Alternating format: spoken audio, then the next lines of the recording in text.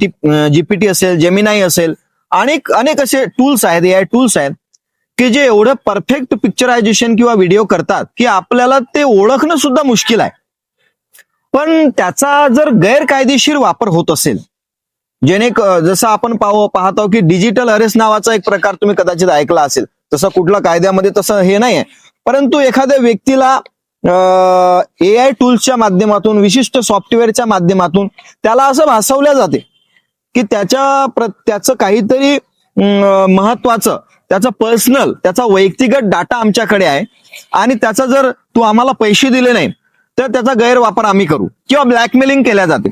तर हे एआयच्या माध्यमातून, सॉफ्टवेअरच्या माध्यमातून केल्या जाते. आता जर आपण पाहिलं तर एक स्पेसिफिक ऍक्ट अजून तरी आलेला नाहीये, परंतु इन्फॉर्मेशन टेक्नॉलॉजी ऍक्ट आहे 2000चा. त्याच्यानंतर सायबर क्राईम आहे.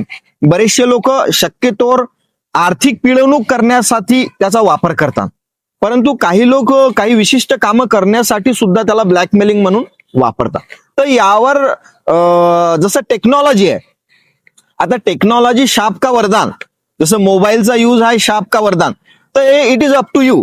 हे तुमच्यावर निर्भर आहे की तुम्ही त्याचा कसा वापर करता.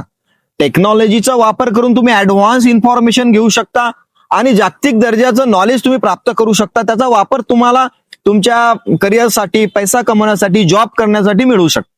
परंतु एखादा व्यक्ती जर त्याचा गैरवापर करत असेल, हॅकिंग नावाचा एक प्रकार आहे, कुणाचा व्हॉट्सअप हॅक होते, कुणाचा टेलिग्राम हॅक होते, कुणाचा फेसबुक हॅक, तर याच्यामधून सुद्धा ब्लॅकमेलिंग होते.